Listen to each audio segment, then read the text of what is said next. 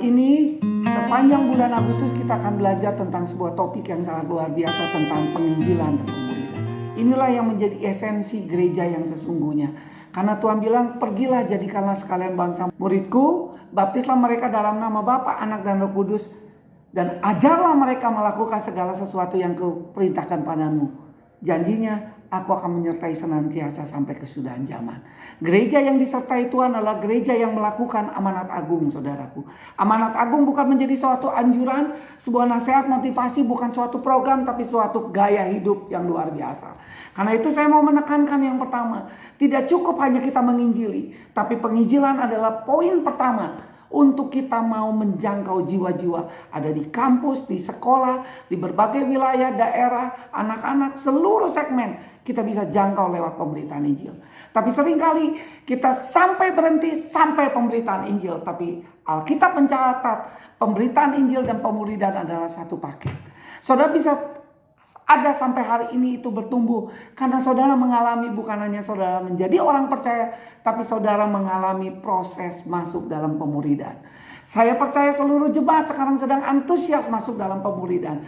Tapi diingatkan, engkau bukan hanya bertumbuh dalam Kristus, belajar dalam paket BDK 1, BDK 2, BDK 3. Tapi ingat, saudara sedang dibawa juga untuk memberitakan Injil, melayani setiap orang yang belum percaya, entah di keluargamu, di kantormu, di sekolahmu, di kampusmu, di berbagai tempat, dan akhirnya dibawa dari kota ini juga ke berbagai kota dan ke berbagai bangsa. Allah punya rencana Anda juga bisa memenangkan mereka dan memfollow up mereka menjadi seorang murid. Indah sekali kalau semua gereja Tuhan di tempat ini, GKKDBP, antusias di Bandung Barat, Timur, Selatan, youth, ya, dan area pengembangan dan seluruh Indonesia dan bangsa-bangsa. Saya percaya Indonesia akan semakin dekat kepada Tuhan dan bangsa-bangsa di bawah kepada Tuhan.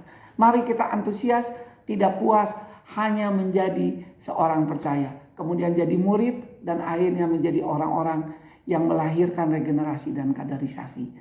Selamat